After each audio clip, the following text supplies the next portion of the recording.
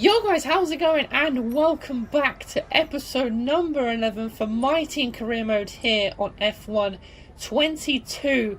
If you haven't seen the last video, go check it out. The link will be in the description to all the F1 22 My Team videos. So here we are then for the Austrian Grand Prix. Last time out in Silverstone, we didn't have the best results. We didn't have a very good pace in the wet or the dry. And yeah, it was a pretty underwhelming performance, really. As terms of upgrades, we are still the worst car, still.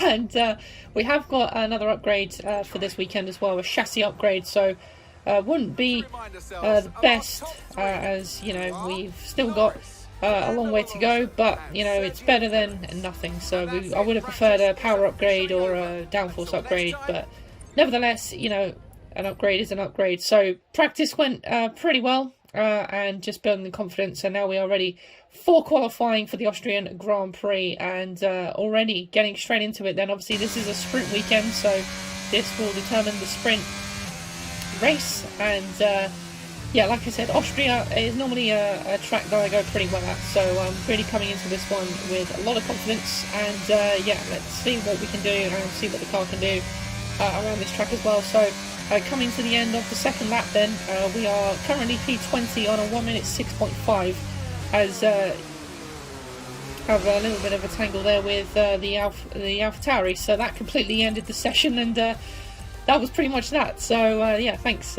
Yuki for that, that's really helpful. So yeah, now yeah, the pace was okay. I wouldn't say it was anything spectacular, but this is qualifying pace, and it's fair to say that I have been struggling with qualifying a lot in this game especially, so we do tend to go better in the race, and the car does seem a little bit better in the race conditions as well. But as you can see, going through the quick practice programs now for practice 2, and yeah, just trying to grab up the last few resource points and the development boosts before the weekend fully kicks off for the sprint. So there we go, back over 2,000 resource points, and there we go, we can see the development boost being applied there. So yeah, slowly getting there with the upgrades, and like I said, the more we do practice programs, the more and more they're going to come down, so the more we have a chance to upgrade our car. But like I said in the last episode, facilities is the one that we sort of need to keep working on at the moment. So yeah, just looking now at what we can do,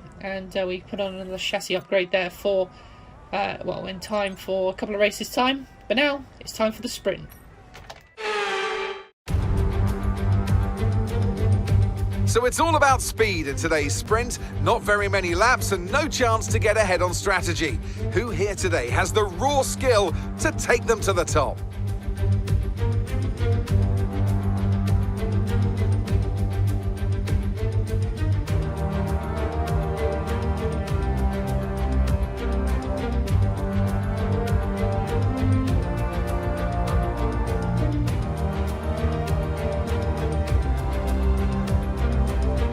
Let's run you through the driver grid order for today's exciting sprint. George Russell will begin today's event in pole position, edging out Sergio Perez, who lines up P2. Looking down the rest of the grid, we have Verstappen, Hamilton, Lando Norris and Leclerc, Sainz, Ricciardo, Fernando Alonso and Esteban Ocon, Gasly, Bottas, Yuki Tsunoda and Vettel, Albon, Stroll, Mick Schumacher and Nicholas Latifi, Magnussen, Joe, Ticktum and James.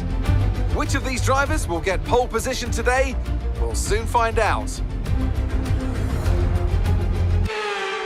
So there we go, at the back of the grid, and obviously no pit stops, 6 laps to the end, so this is going to be an absolute brawl. So we've really got to get our elbows out here, elbows out in this sprint, because yeah, like I said, we want to make up as many positions as we can. Like I said, the car is better in race conditions, so I want an opportunity to, well, this is essentially qualifying, so qualifying will be better than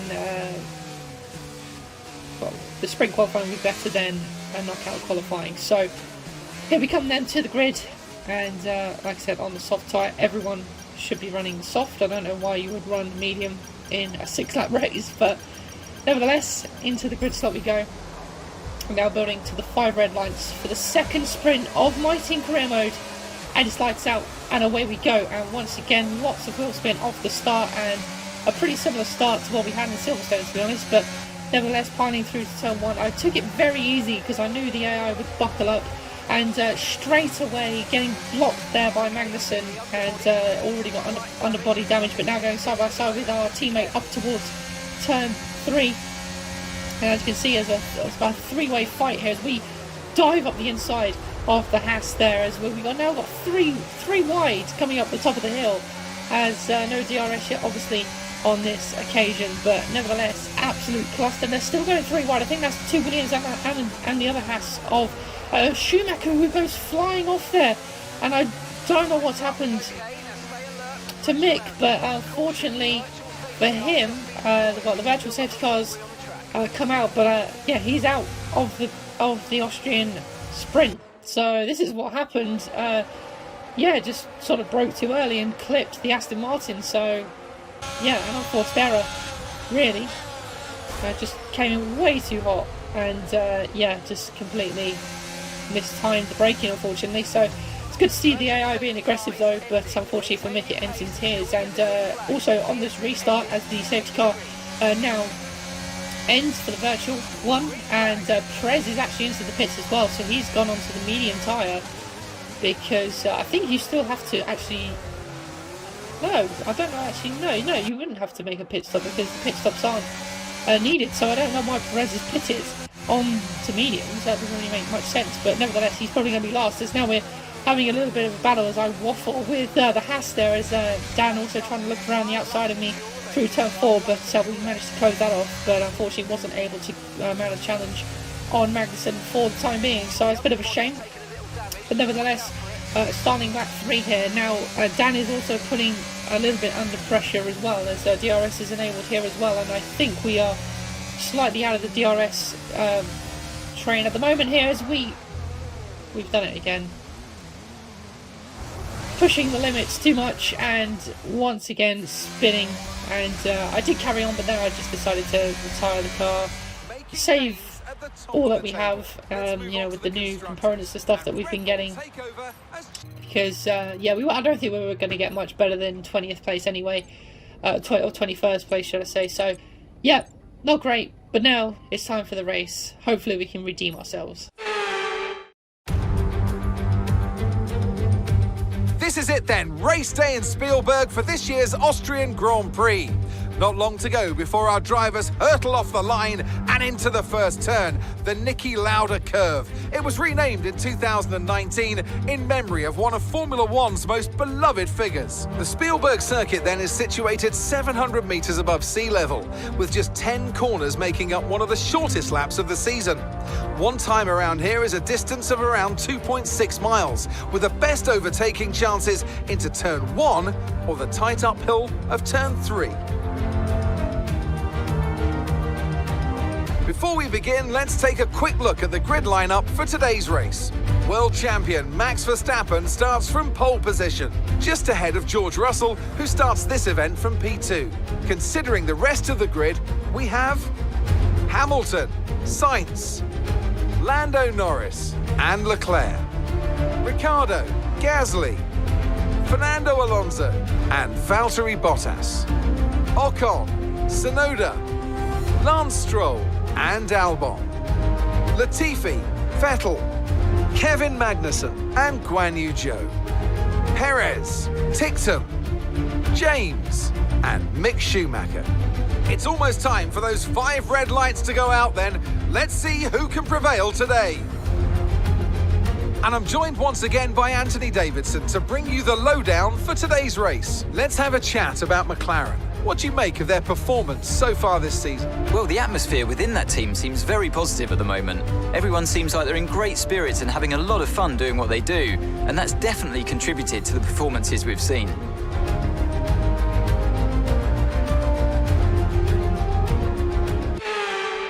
So here we go then. Hopefully we can redeem ourselves in the proper race.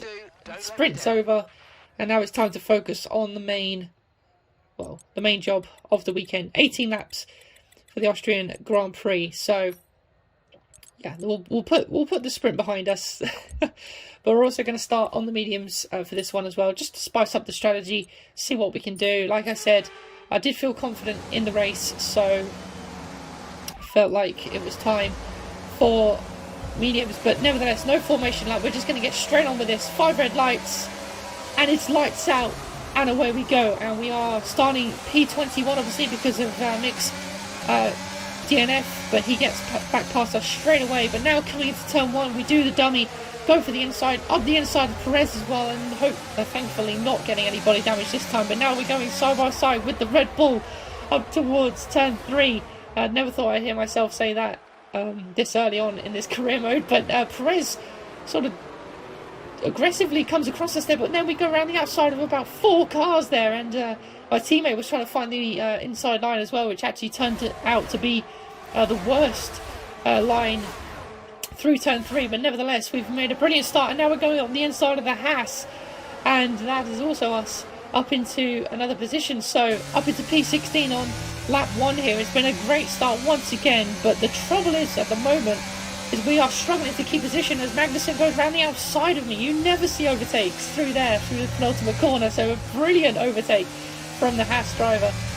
But yeah, we managed to get a really good start, and then the trouble that we find ourselves in is that the car then just becomes very hard to keep all the cars behind us after all those good starts that we make. So it's a bit of a shame, but nevertheless, look at the cluster of cars, 3 wide up ahead, coming up into turn 3, and we managed to get up the inside of 2 cars, and they're still going 3 abreast.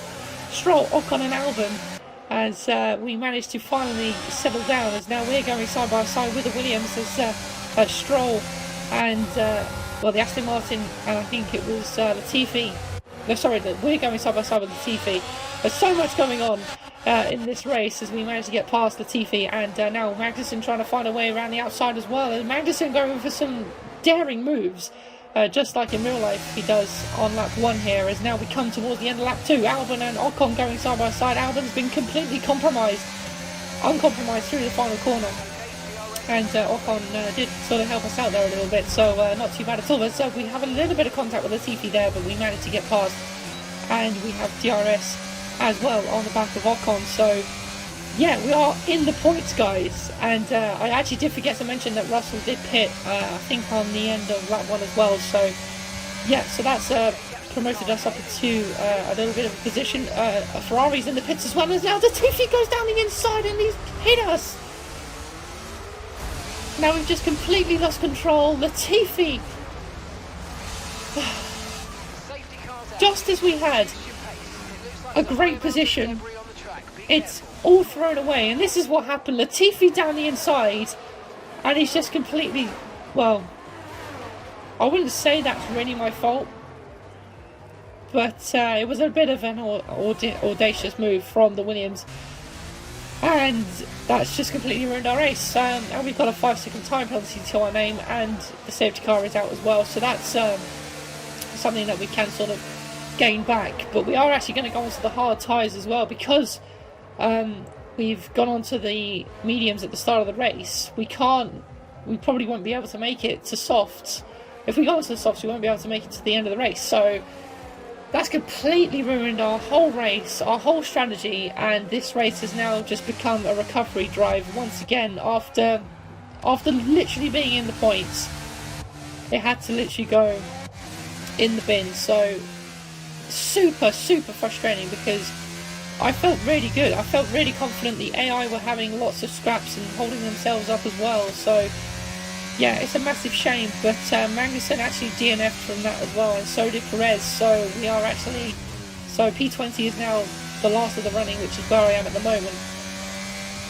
And we've got the restart underway once again as well. And now I just wanted to see who had not pitted, and it was literally the top 4 cars, which I'm not sure if won't impact my race an awful lot, but we're waiting to see what happens. As now we cut all the way to lap 9, as you can see. I think the guys now have started to make their pit stop. This lap they've started to make their pit stop. So we've got Stroll Ocon, Sainz all into the pits. I think Verstappen as well. Verstappen down to P15 as we've rejoined right behind him in the JJ Master Racing car. So now we are officially fighting Max Verstappen for the win here. But as you can see, up ahead, we've actually already caught the guys ahead of us because there's an absolute train of cars here, and I don't know who's at the front or what's going on, but this is bringing us in contention for fighting for midfield again. So let's have it. And we're on the hard tyre,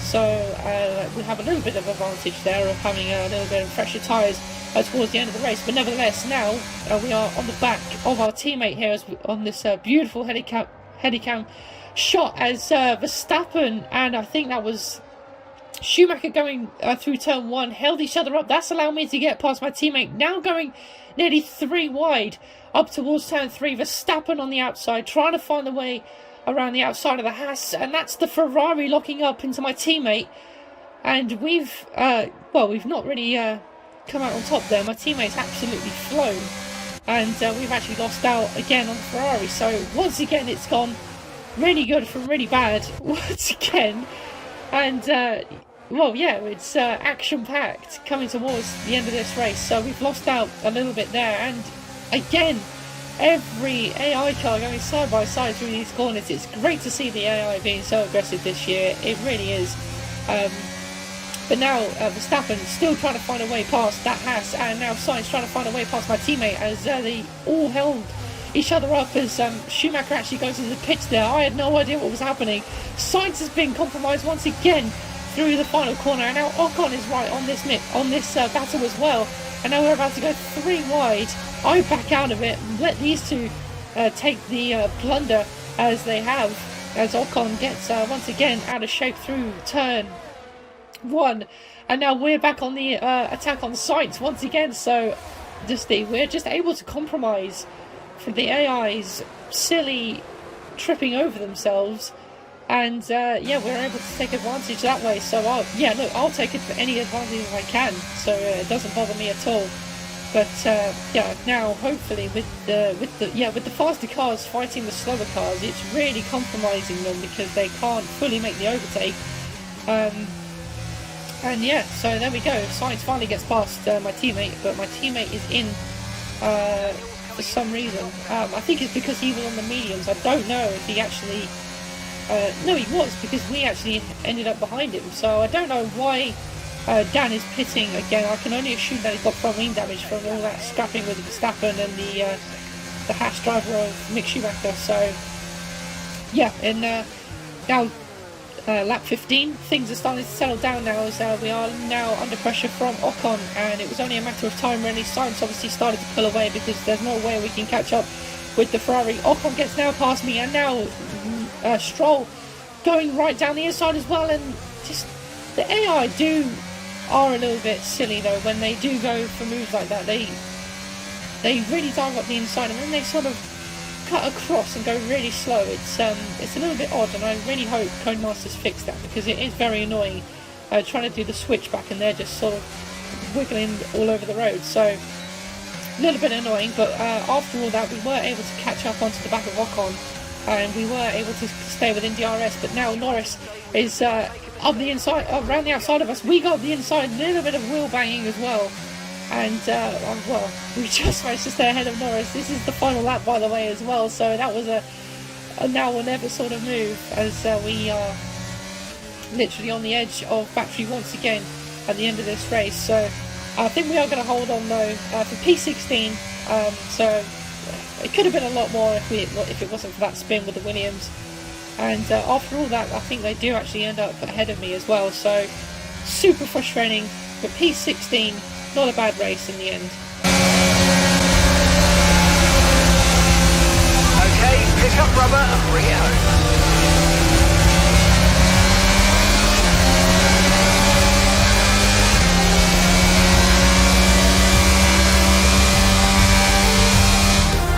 Smiling faces on the pit wall then after that superb win here in Spielberg.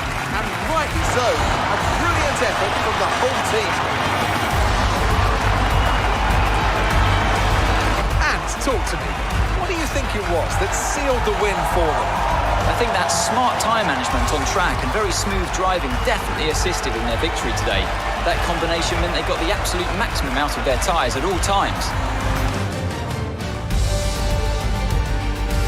And I can see the drivers starting to approach the podium for the victory celebrations. A real team victory today. Everybody played their part. Congratulations then to Mercedes, your race winners.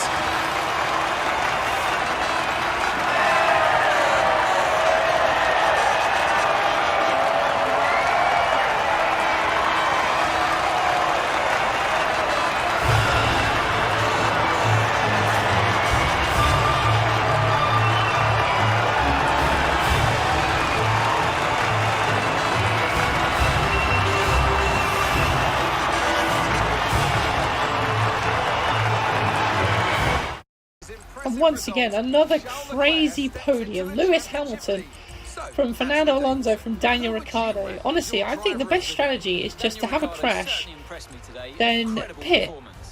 If the safety car comes out, pit, and then you're literally cushy for the rest of the race. So, yeah.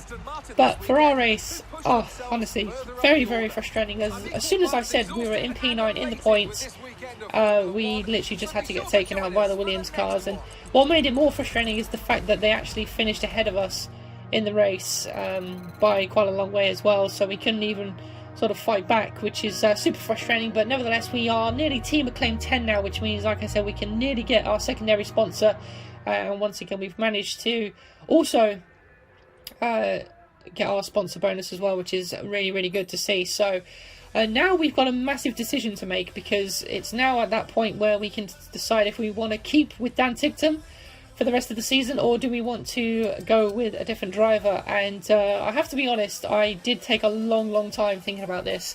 The only trouble is the drivers I wanted to go for we couldn't afford, because obviously we don't have the funds at the moment. So I was looking at some free agents just to see what the rating was, but because obviously we've been having Dan for a long while, he's actually a lot better than a lot of the free agents. So a really strong possibility was Mark Webber, and because I really like Mark Webber, but unfortunately we didn't have the funds. We were just shy of 4 million.